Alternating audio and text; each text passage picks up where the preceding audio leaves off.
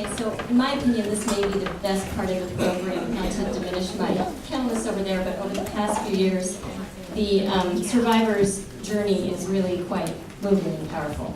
So I have the pleasure of announcing Heather Kostecki, presenting her to you. She's been my patient for 2 years, just about almost exactly.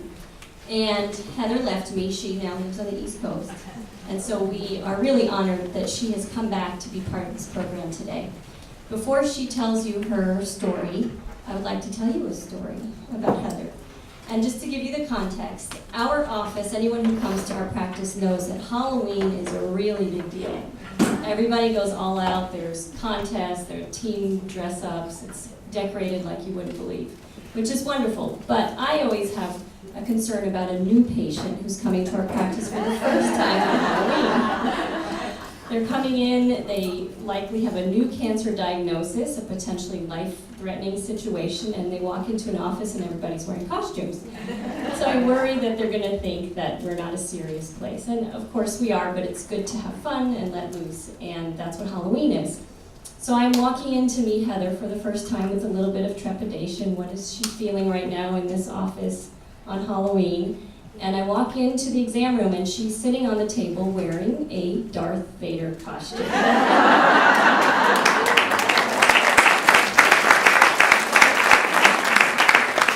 So I knew we were going to do just fine. And at the end of our visit, about an hour later, I was walking out of the room and I hear her husband saying, "Okay, Vader, let's get out of here." So this is Heather.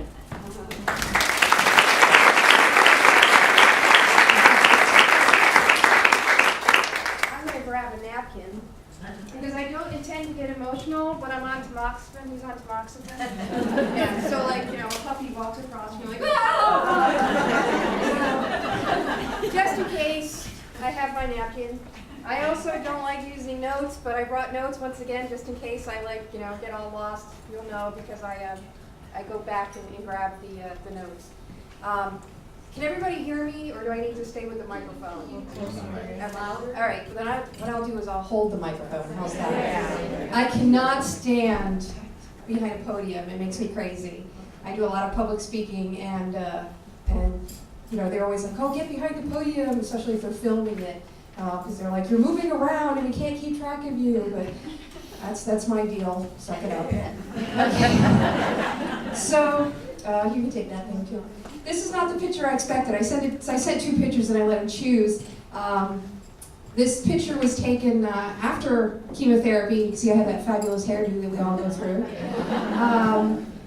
I did an article for the Coast Guard magazine, and I'll talk a little bit about that article, but the other one I sent was taken the day of my diagnosis. It's kind of an interesting story. 2 years ago today, I received my phone call telling me I had breast cancer. I was giving a speech. I had been the night incident commander for the Deepwater oil spill, Deepwater Horizon, remember that big oil spill 2 years ago? The first 3 weeks I went down there, and I was the night incident commander as all of that came online. All working, you know, 14, 16-hour shifts, and not really accomplishing a whole heck of a lot. But we were there and we were fighting a good fight.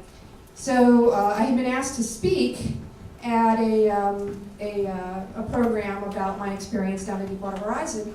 And then I finished and they said, "Can you hang out? Because we want to give you some, you know, take some pictures and give you a plaque and a bottle of wine and all this stuff." So I said, "Sure." And I'm sitting there and my phone rings.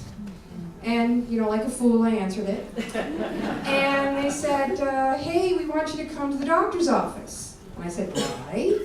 And they said, "Well, we've got something to talk to you about." And I said, "No, just tell me. I don't want to waste time going to the doctor's office. Tell me what it is so I can get off the phone with you and do what I have to do."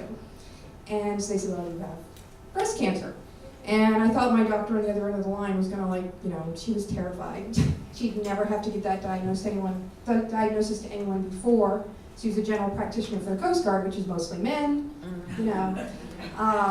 So she was afraid to tell me, but I wanted to know, and I actually got off the phone with her and started calling another Coast Guard friend of mine who was a breast cancer survivor also, who hooked me up with Dr. Swan and Dr. T, who are my doctors. I'm so happy they're here. So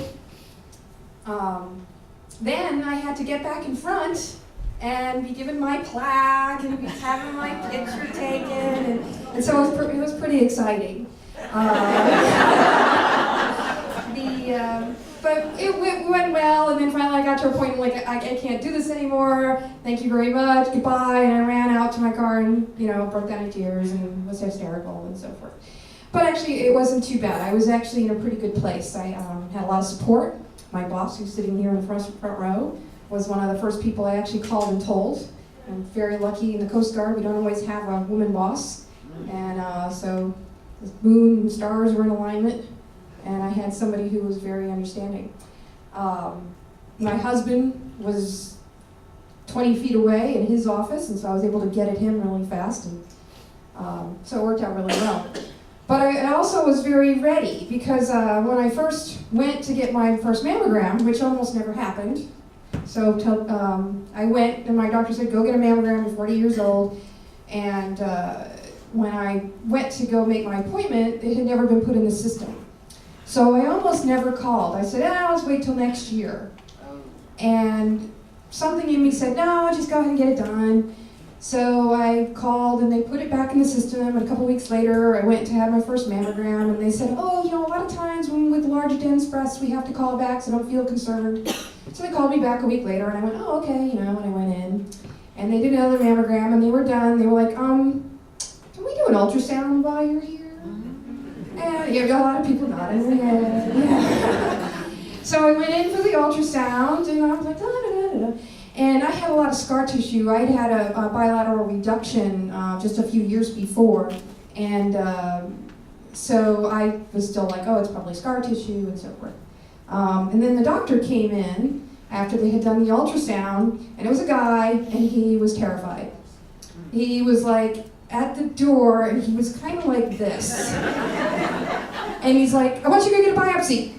And then he thought he was going to run out. I thought he was going to run out of the room. He was waiting for me to burst into tears and be hysterical. And I was like, okay, sure, that'll be fun. And so a few weeks later, it's October 8th. Never have to go have a biopsy at the beginning of October, because you cannot get away from thinking about breast cancer. Everything is pink, every commercial, yeah, okay. Been there. So I went and had my biopsy, and 3.5 hours later, laying on the table in the banana position, which you all know, there was a lot of the entire time, and as soon as I got off, I think every single person in that office hugged me. And I went, oh crap. That's not good. And so when I got the call a week later, it wasn't a big shock. What was the shock was the, multiple sites, AGR2 positive, and all these wonderful things, and that was great. But, like I said, I had a fabulous support network with my friends and my team, and they're my team. So they're not yours, they're mine. So, Dr. Swan took away my big thing. So I decided to go, and I said, okay, I'm not going to let this take over my life. I'm a slightly crazy person, and I'm going to continue to be a slightly crazy person. I'm a happy person, and I'm going to continue to be a happy person. And I've been Darth Heather since I was 7 years old, and I had planned on being Darth Vader like 6 months before, and bought the costume, and gosh darn it, I was going to be Darth Vader for Halloween, which included visiting my doctor, and she was just going to have to deal with whoever I was. And it's kind of funny, because when I walked in, I was like, score. This is my kind of place. Okay, I can do this. And actually made it my life's mission that every time I came, I wore some kind of different hat. So I had like Viking horns and a Japanese anime, all kinds of kooky things. But I rocked it bald.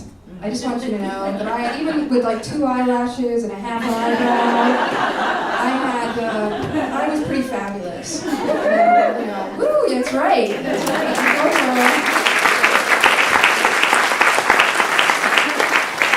My hairdresser wasn't pleased because, I saved a lot of money. Anyway, but yeah, my kids shaved my head. I was a assistant youth pastor at the time, and we all shaved my head together, and we had a really good time. Some of the kids shaved their heads. The parents were like, "Oh!" But it was the girls that really freaked them out. The pastor's daughter. Anyway, so that was a lot of fun, and I came and I met the Poisoners. Is what I call the anthropology department. And I'd go to my little poison treatments, and I'd be like, "Hey, have you watched, like, Law and Order or whatever?" And they see the people, and they say, "Oh, they're being poisoned because they have little white lines on their fingers. Look, I'm cool. I look like one of those people." They didn't like being called the Poisoners. I liked, I'm always joking and so forth, so I didn't get it, but they didn't like it, so I didn't tell them that, but I knew I was going to refer to them as the Poisoners today, so too bad. So then, you guys went to those, wonderful appointments like I did, or most of you have, and you walk in and they go, "What's your name?" You go, "Okay, that's easy, Heather." Even with chemo brain, I can remember that. It's written on my clothing, so a lot of times I could just look down. Yeah, that was very useful. Then I would, they'd say, "Okay, get on the scale." People they're like, "Oh, you have cancer, you're gonna lose weight." No, I had my new uniforms, and it's been over a year since my last treatment, and I've not lost 1 pound. Thank you, tamoxifen. Okay, so and then they go, "Okay, how old are you?" I'm like, you guys are just mean. So that's why I call them the Poisoners, because not only do they poison you, they're mean. They stick you with needles and do all kinds of mean things to you, stick you in machines and squeeze you and do all kinds of kooky things. And yeah, they're mean people. It's like being a dentist. It's your way of making people hurt, right? Anyway, so I looked pretty fabulous. I could fall asleep in an instant. I had all these superpowers. I maintained one of them. My husband calls it, he goes, "Flame on!" When I have my hot flashes. So, yeah, I can ignite in a single word. So, that was fun, also. I'm just peeking back and forth in my notes because I know I had like a 10-minute-ish thing going on here. One of the best things was, I don't know about you, you play like chemotherapy bingo, and you're like, "Oh, this time I got, neuropathy in my feet, yay!" But one of the things that I did that, Tiffany was like, "What?" when I told her, every day 3 I would hallucinate. And yeah, it was very odd. It wasn't like rabbits or anything, but like the whole room would start doing this. And it was very strange, and I got really kooky. And if you added Vicodin, because I'd had a surgery or something like that, forget it. And I would start drunk texting people. About, Cindy got a few of, I waxed lyrical about tacos and the lack of chocolate chip cookies in my house. And at one point, Cindy and her daughter saw it, and she was so upset that I didn't have chocolate chip cookies that she made her get her in the car and bring me chocolate chip cookies. And so my husband found out, yes, thank you, Cindy. My husband found out, so he would take my phone away. But my daughter, my little, minion, she would run off and get it back for me. So I have 2 rotten daughters.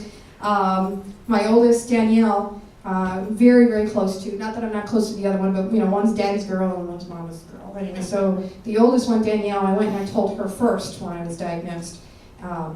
And we sat and had a good talk, and then together we told Kaylee, my now 11-year-old. And I've had natural childbirth twice, but telling my rotten kids was the hardest thing I've ever done. And I know, see, look, the tissue, tamoxifen. I know a lot of you have been there. There's that one person that is going to suffer more than anything you ever do. And my daughters were it. And my husband, he says I'm tougher than woodpecker lips.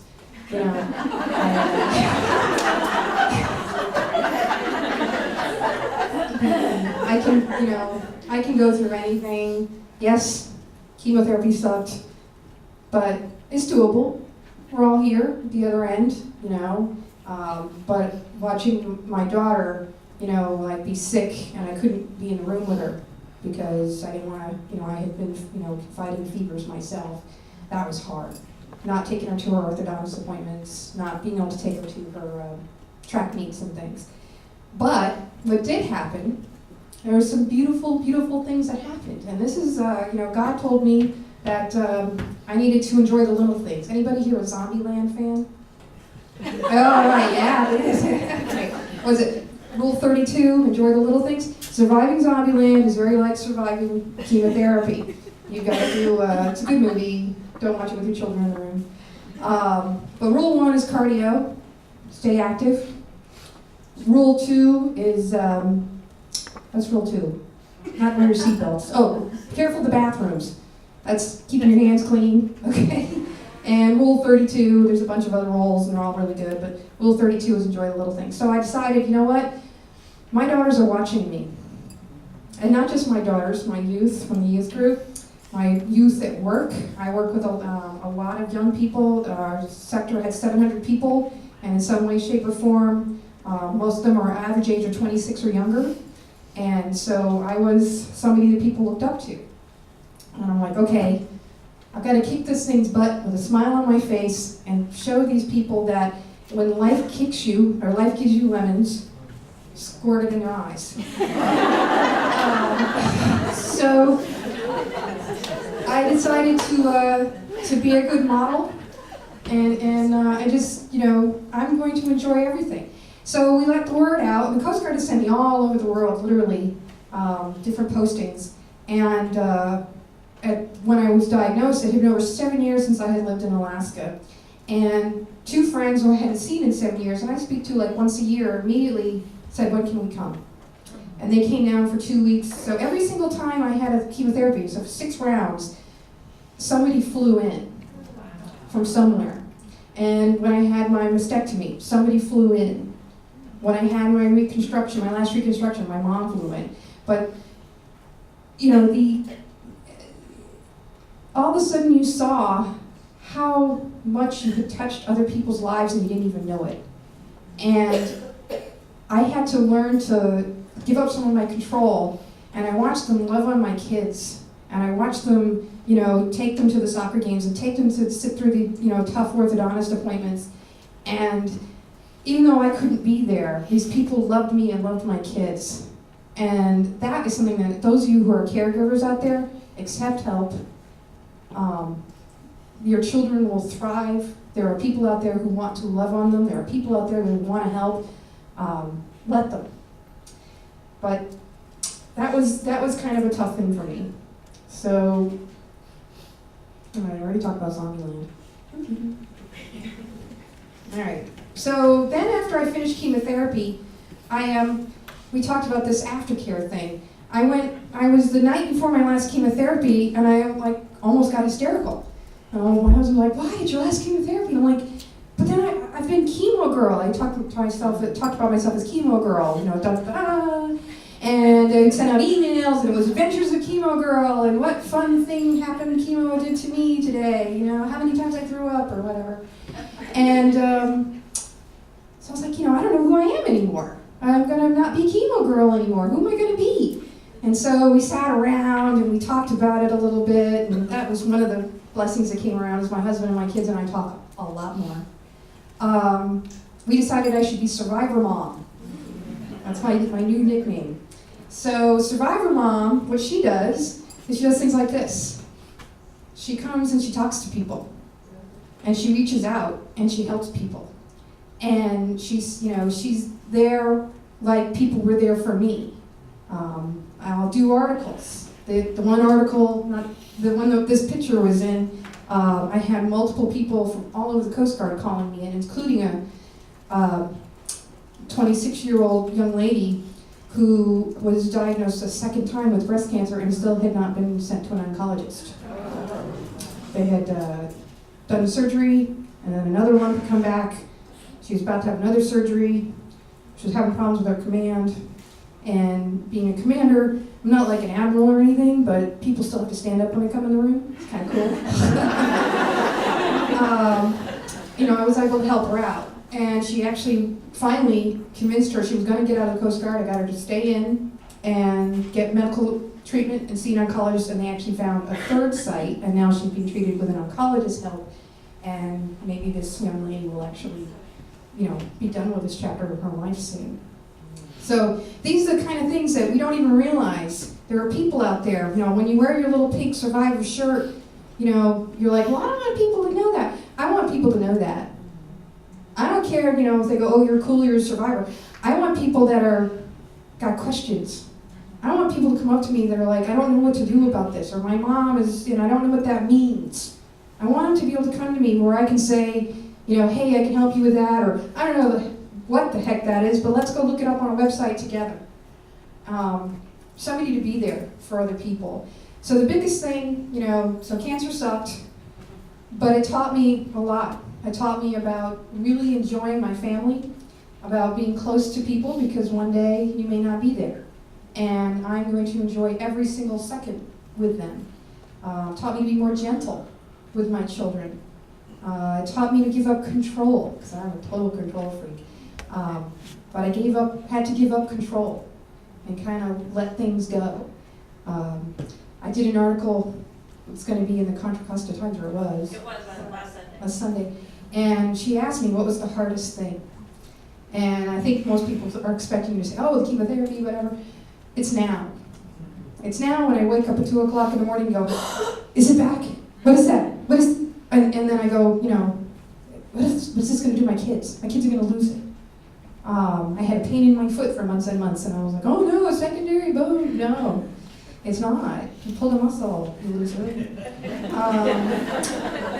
But it makes you hyperventilate in the middle of the night.